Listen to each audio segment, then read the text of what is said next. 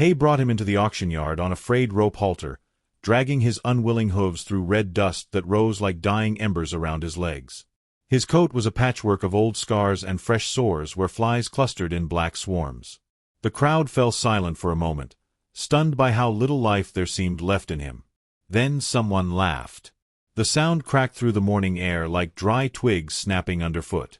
He kept his head down as they tied him to the iron railing. The heat of the sun pressed on his bony shoulders, exposing ribs so sharp they looked carved from stone.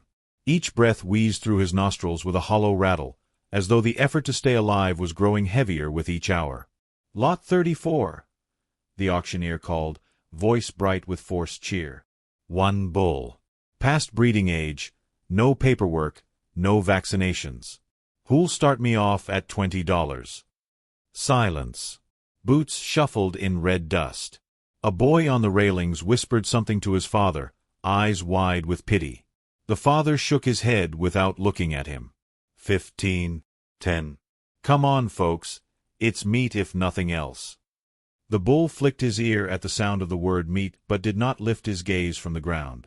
A fly crawled along his swollen eyelid, and he did not even twitch to brush it away. His life had been reduced to a price that no one wished to pay. $5, then? The auctioneer's voice wavered. Who'll take him for 5? A few men laughed softly under their breath. The boy on the railing turned away, eyes burning. To see an animal so broken was too much for a child's silent heart to bear. At the far end of the yard, almost hidden by the crowd, a woman stood leaning lightly on a carved wooden cane. Her hair was white as winter cotton, twisted into a long braid down her back. A wide straw hat shadowed her lined face. Her dress was pale blue and fluttered slightly in the hot breeze. She watched the bull with eyes that did not flinch from his sores, his bones, or his silent surrender. She did not look at the laughing men, nor at the auctioneer's desperate gestures. Her gaze stayed on the bull's trembling knees, the twitch of his thin tail, the wounds crusting around his haunches. Anyone? Please, folks, even for slaughter. The auctioneer tried again, but the words faltered. The bull's breathing sounded louder in the hush, a slow rasp of defeat. She shifted her cane, gripping the polished handle tighter. Her knuckles shone white under thin, translucent skin. Slowly, she stepped forward. Each movement was careful, deliberate, as though her bones might crack under her own weight. The sun caught the silver strands escaping from her braid and turned them to glowing threads. The crowd parted to let her through, some with curiosity, others with pity. A few shook their heads. An old woman buying an old bull. There was no logic in it. She stopped 2 paces from the railing. The bull did not raise his head, but his ear flicked toward her faint sandal scuff in the dust. "How much?" she asked softly. Her voice was not cracked or quivering. It was low and steady like a river under ice. The auctioneer blinked, startled by the certainty in her tone. $5, ma'am. But he's no good for breeding. Barely good for. She reached into her purse. It was an old leather pouch, worn soft around the edges, the stitching loose in places. She drew out a folded note and handed it to him without another word. The gavel slammed down. Sold. Lot 34 to the lady in blue. Someone coughed. A man muttered, "What's she gonna do with that bag of bones?" She ignored them all, stepping forward until her fingers brushed against the bull's rope halter. His skin flinched at the touch, as though expecting pain. Slowly, she slid her hand down to his nose, feeling the heat and the rough, cracked flesh. His breathing paused, then resumed, slower this time, almost as if in disbelief that the touch did not burn him. For a long moment, she stood like that, one hand on his nose, her cane balanced against her hip, staring into the shadowed hollow of his lowered eyes. Dust swirled around them, catching the rising sun and turning gold. The handlers came to load him onto the battered trailer hitched behind her old farm truck. It took 4 men with ropes and shouted curses to push him up the ramp. His legs buckled halfway, and he nearly fell, but somehow he gathered enough strength to stagger upright, driven not by hope but by the sharp crack of a stick against the railing behind him. She flinched at the sound, turning away as they slammed the trailer gate shut with a metallic clang that echoed through the emptying yard. Her lips moved silently, shaping a word that no one heard. On the road home, the truck rattled and swayed along broken asphalt lined with sunburnt grass. Dust trailed behind like a ghost of the bull's past life, refusing to be left behind. In the side mirror, she watched him sway in the trailer, each pothole shaking his frail frame. His head was low, eyes half closed, as though he no longer registered the world outside his pain. At a stop sign, she pressed her forehead against the steering wheel. Her shoulders shook once, then went still again. When she raised her head, her eyes were clear and sharp, the eyes of a woman who had buried children, outlived friends, and still rose each morning to boil tea on the rusted stove. By the time they reached her farm, the sun had climbed high. The land stretched around her like a faded painting, cracked earth, leaning fences, a single oak tree beside a peeling farmhouse. Chickens scattered as she drove past. The windmill turned lazily, creaking in the breeze. She parked beside the old barn and climbed out, leaning heavily on her cane as she circled to the trailer. For a moment, she only stood there, staring at him through the slats. His eyes rolled toward her. Flies buzzed at his wounds. He did not move. "Come on now," she whispered, voice low. "Let's get you down." Two neighbors came to help unload him. They glanced at her with polite confusion but said nothing. The bull stumbled down the ramp, nearly collapsing as his hooves hit the dirt. He swayed, legs trembling. The men stepped back quickly, afraid he might fall on them. She shuffled forward and laid her hand against his neck. His skin flinched again, but she did not remove her touch. Her fingers moved slowly, gently, brushing away a fly near his ear. His ear flicked once, then stilled. "He yours now?" one of the men asked. His tone was light, almost teasing, but she did not smile. "He's mine," she said softly. They left her there, standing beside the dying bull in the midday sun. The dust settled around her sandals. The wind carried the smell of old hay, cracked earth, and blood flies. Somewhere far off, a crow called once, twice, then fell silent. She moved slowly to the barn, dragging a rusty water trough out into the yard. She filled it from the rain barrel, the water dark with sediment but cool in the heat. The bull watched her through his lashes, his breathing shallow and uneven. She walked back to him and tugged his halter lightly. "Drink," she whispered. He hesitated, then staggered forward. His tongue flicked at the water, his throat working desperately as he gulped mouthful after mouthful, droplets spilling down to darken the dry dirt at his feet. She leaned against the trough, her cane resting against her leg. For a long time, she only watched him drink, her chest rising and falling with each ragged swallow he took. When he finally lifted his head, water dripping from his chin, their eyes met for the first time. For a moment, there was no sound but the cicadas screaming in the fields and the faint creak of the windmill turning overhead. In his gaze was no trust, no hope, only a question. Silent, exhausted, almost forgotten. "Why?" She reached out with trembling fingers and brushed away the flies gathered near his swollen eyelid. Her touch was as gentle as a moth landing on a window screen. His skin flinched, then settled under her hand. "You're safe now," she whispered, voice shaking just once. A breeze moved through the yard, lifting strands of her hair across her cheek. The bull's nostrils flared, catching the scent of hay, dust, and her faint lavender soap. For a heartbeat, his ears twitched forward, listening to a world he thought he had left behind. Then, with a shudder that rippled down his gaunt frame, he sank slowly to his knees beside the trough. His chest heaved with each breath, but his eyes stayed open, locked on hers. His whole body trembled, but his head lowered softly until it touched the dry earth. She did not step back. She bent forward, resting her forehead lightly against his horn. Tears slid down her cheeks and fell onto his cracked hide, vanishing in the dust. For the first time in years, he closed his eyes, not in pain, but in surrender to something he did not know how to name. And as the sun dipped westward, a faint breeze stirred the dust around them, carrying away the sounds of the empty yard until there was nothing left but the quiet rhythm of two hearts still fighting to remain alive. Heavy check mark, complete.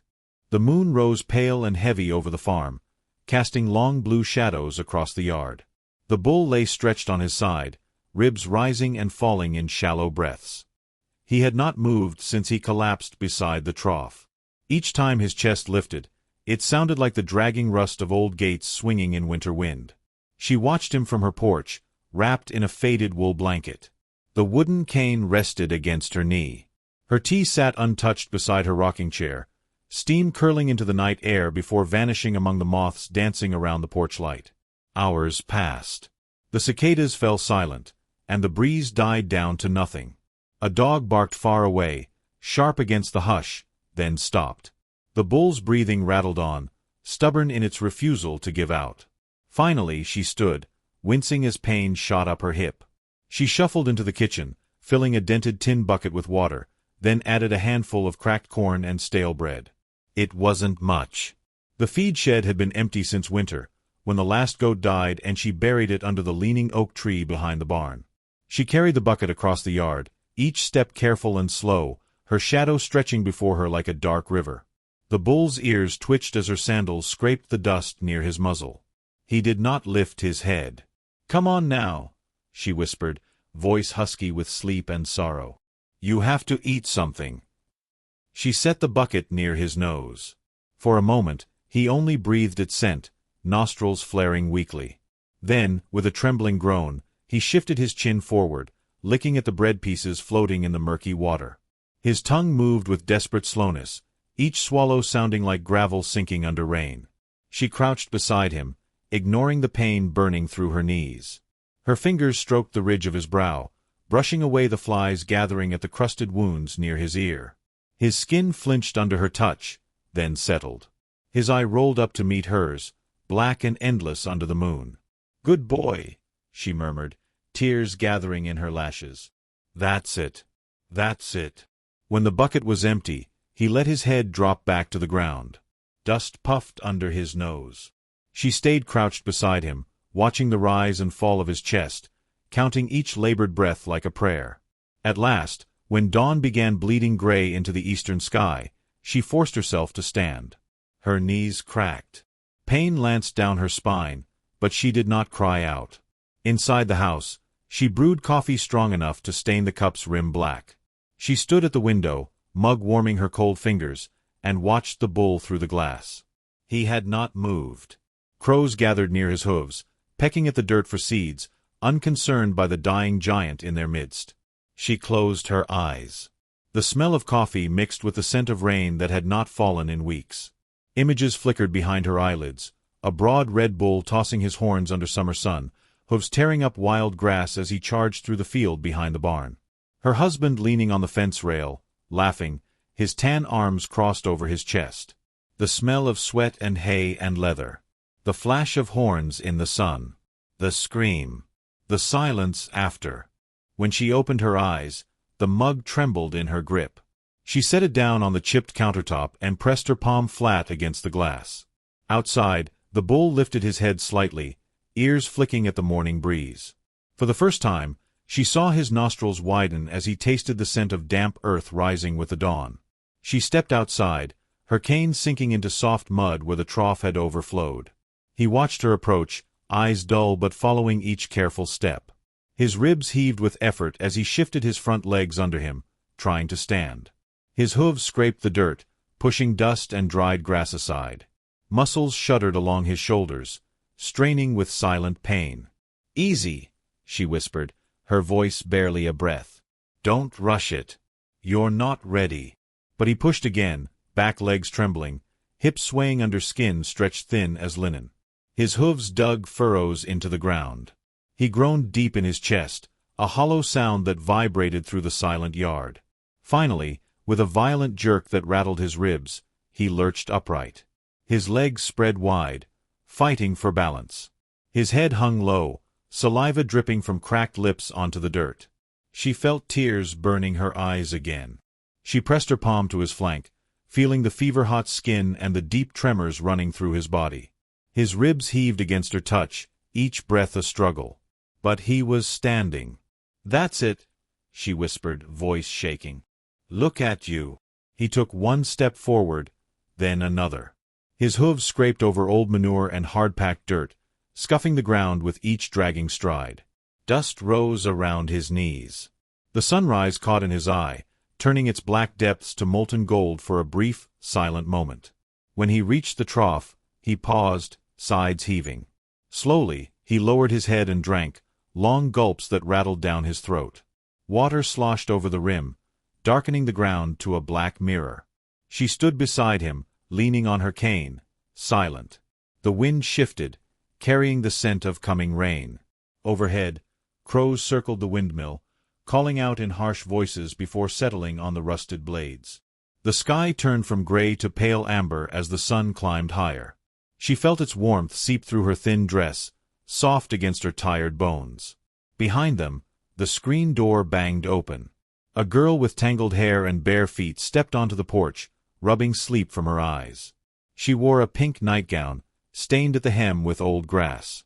In her small fist, she clutched a bunch of wild daisies, their petals crushed and damp with morning dew. She tiptoed down the porch steps, her feet silent against the cracked boards. The bull raised his head, ears swiveling at her scent. His nostrils flared, and for a moment his front hooves shuffled, ready to flee. But his legs trembled too much to run. The girl stopped a few paces from him, staring with wide brown eyes. "Why's he so skinny?" she asked softly. The woman did not answer. Her throat was too tight. The girl stepped forward again, holding out the flowers. "Here," she whispered. "You can have them." She laid the daisies on the ground near his hooves. Their white petals curled in the dust, bright against the dark earth. The bull lowered his nose, sniffing once. Flies buzzed away as his breath rustled the petals. Then he pulled back, too weak to bite or trample them. "He's sad," the girl said, her voice trembling. The woman felt tears slip down her cheeks. She wiped them away with the back of her hand, leaving streaks of dust across her skin. "He's tired," she whispered finally. "But he's home now." The girl crouched down, pressing her small fingers into the dirt. "I like him," she said. "He's pretty." The woman let out a choked laugh.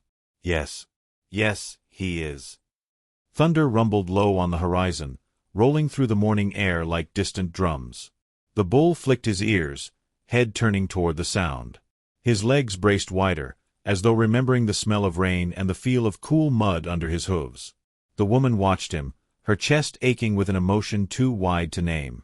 The girl stood and skipped back toward the house, humming to herself, leaving the daisies curled in the dust by the bull's hooves.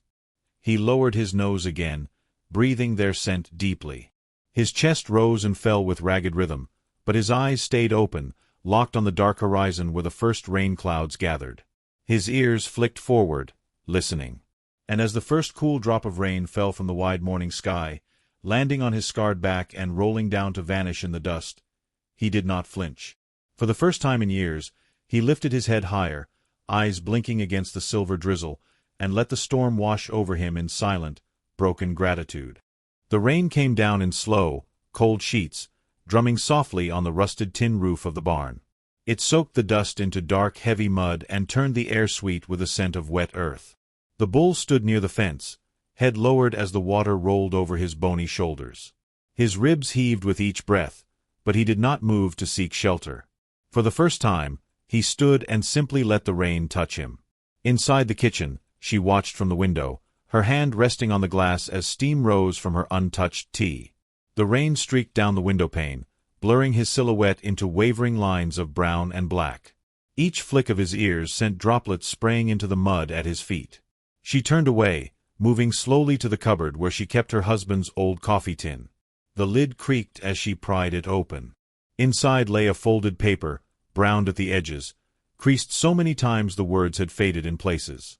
Her thumb ran over his name, written in black fountain ink, strong and slanted.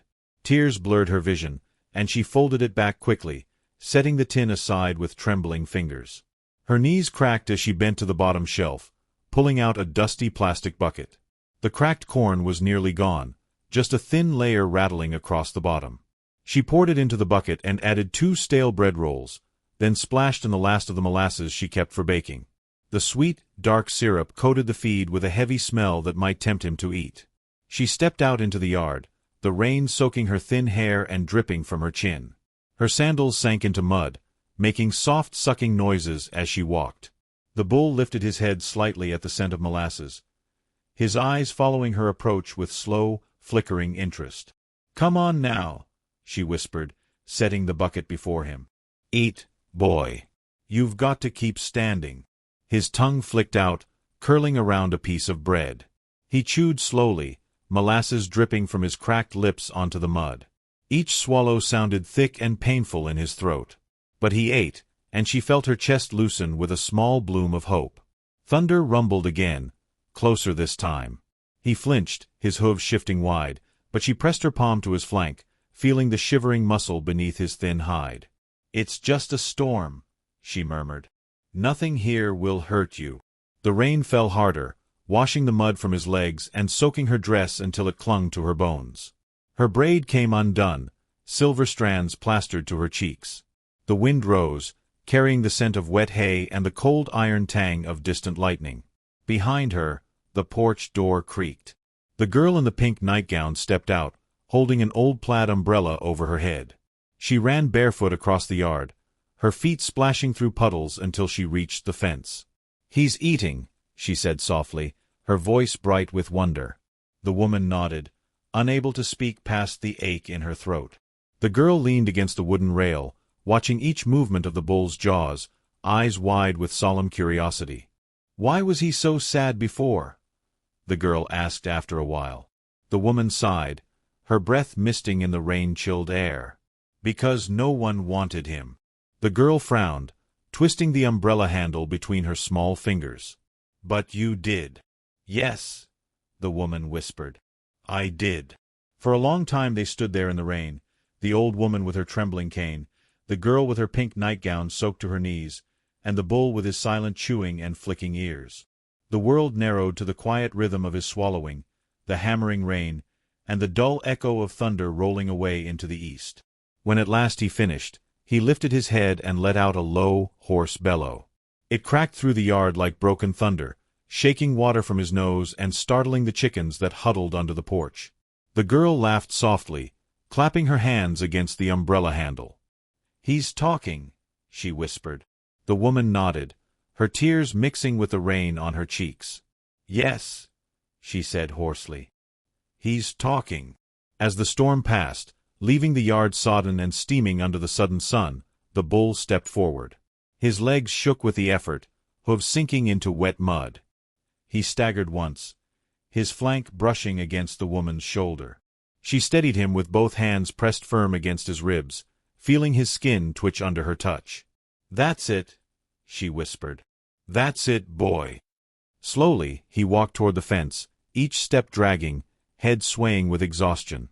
When he reached the fence post where the daisies lay crushed and brown in the mud, he paused.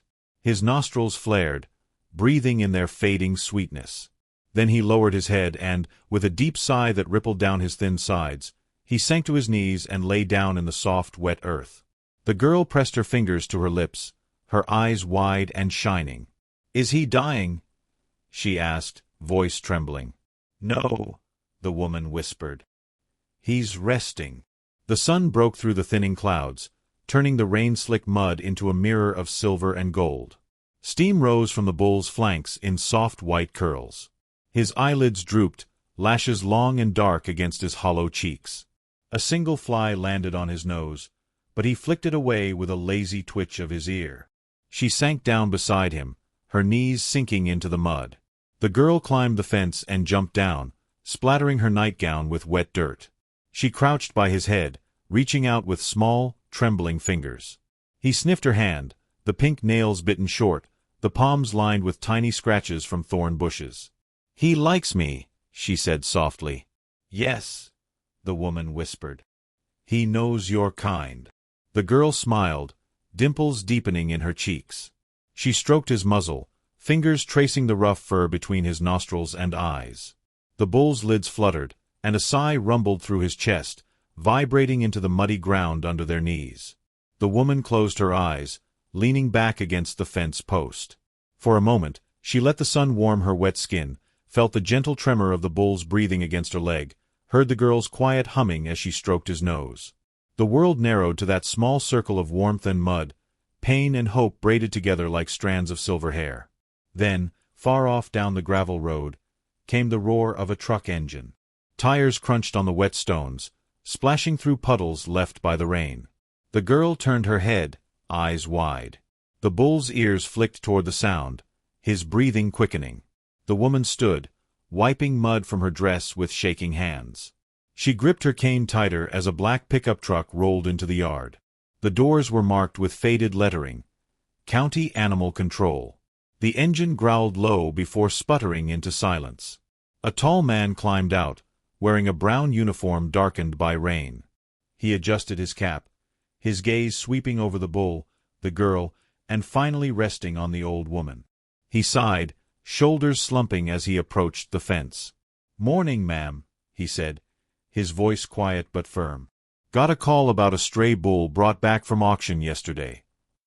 She said nothing, staring at him with eyes dark as storm clouds. The girl's grip tightened on the bull's nose, her small fingers white against his muddy fur. "Rules say he needs to be quarantined, checked for disease," the man continued gently. "Can't risk him infecting other livestock in the county." "He's not going anywhere," the woman said, her voice low and hard. The man shifted his weight, looking down at the mud swirling around his boots. "Ma'am, please don't make this harder." The bull let out a soft, strangled groan. His legs shifted as though trying to stand, but they slipped in the mud. The girl cried out, pressing both hands to his muzzle. "Don't take him," she pleaded.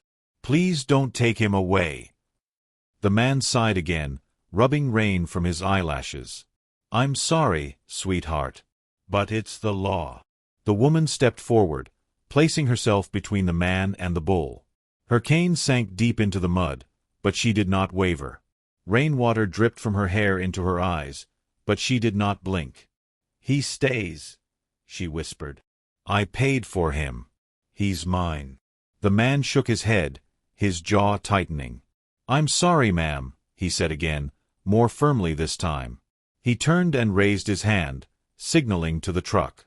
Another man stepped out, carrying a long rope and a metal pole with a loop at the end. The bull's eyes rolled white with terror. He tried to stand, hooves scrabbling in the mud, but his legs gave out beneath him. The girl screamed, tears streaming down her cheeks.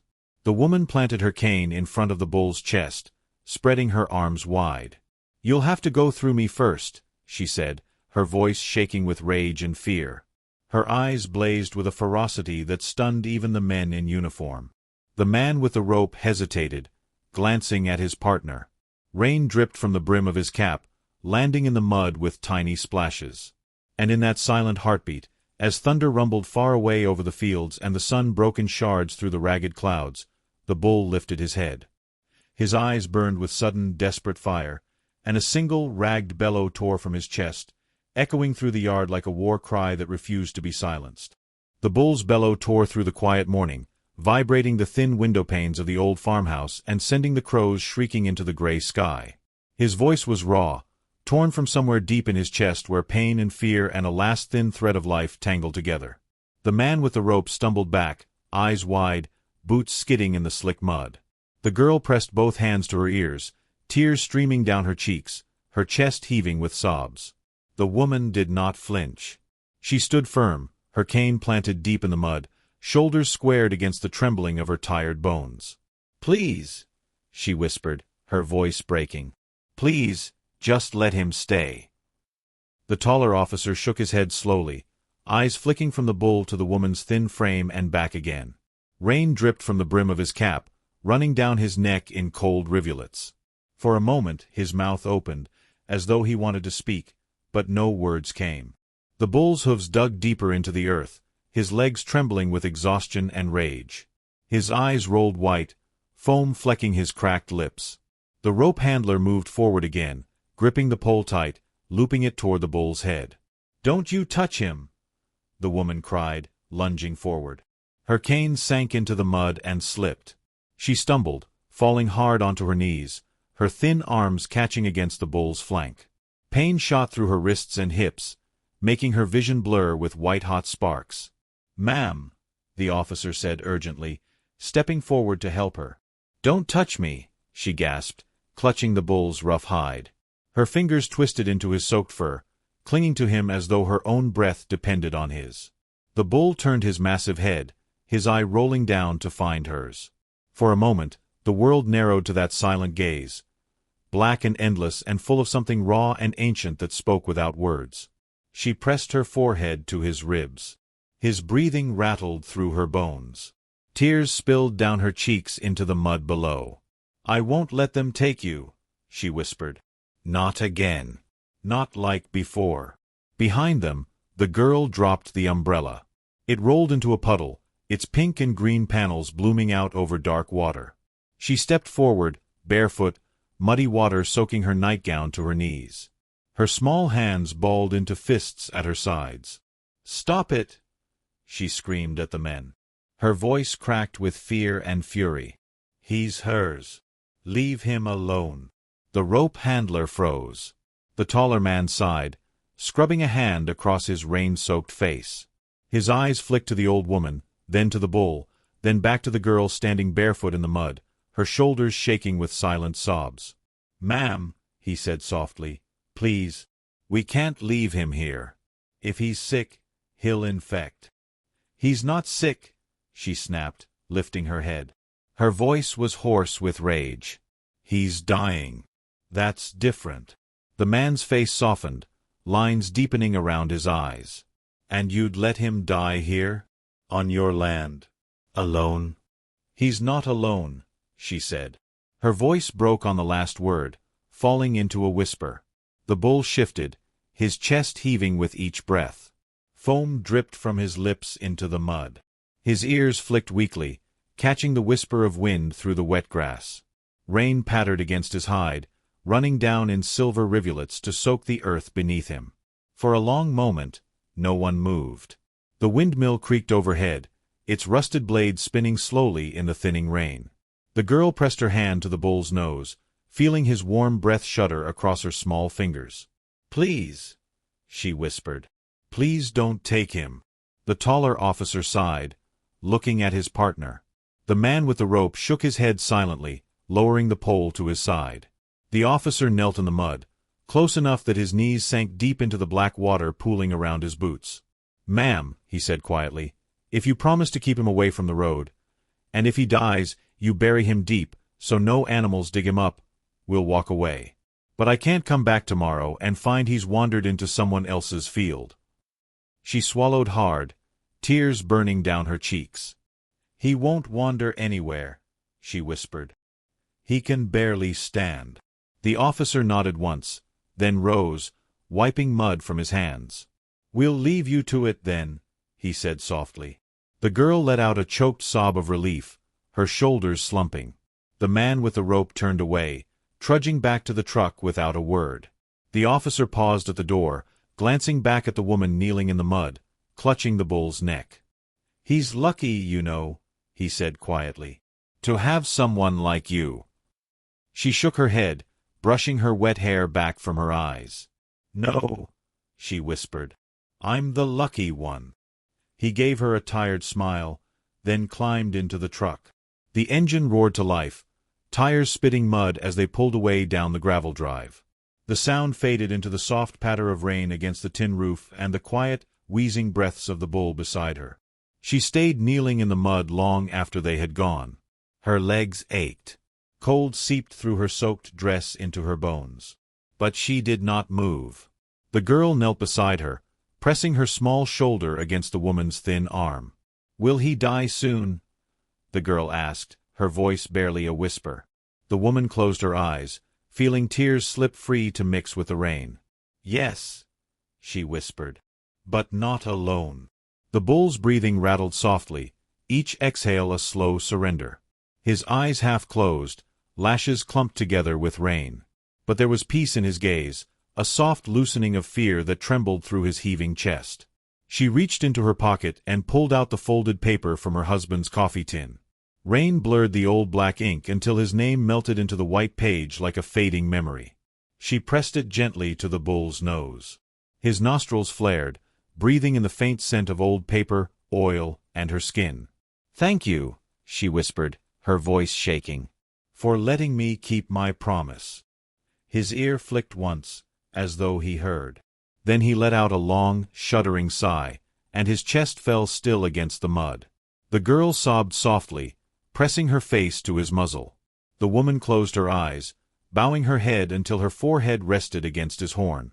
The rain fell harder, drumming on their backs, soaking the paper in her hand until it dissolved between her fingers. Thunder rolled low over the fields, but she did not hear it.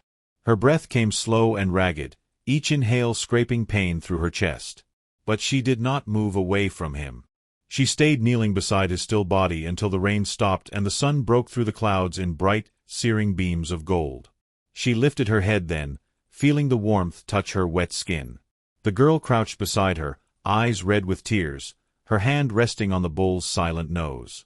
"What will you do now?" the girl asked, her voice small and trembling. The woman sighed, wiping rain and tears from her wrinkled cheeks. She looked out across the wide, empty fields, watching the sun gleam on the wet grass, turning each blade to a trembling shard of light. "I'll bury him," she whispered, "under the oak tree." The girl nodded, her small lips trembling. "Can I help?" The woman looked down at her, tears welling fresh in her eyes. She reached out, brushing a wet lock of hair from the girl's face. "Yes," she said softly. "Yes, you can." Together, they stood, the mud sucking at their feet, and walked back to the house. Behind them, the bull lay silent in the wet earth, his broken body bathed in golden light.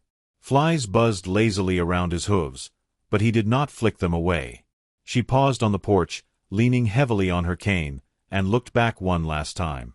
The sun caught in his open eye, turning it to dark amber. For a moment, she saw not a dying bull, but a strong red beast tossing his horns under summer sky, dust flying from his hooves as he charged through fields of wild grass.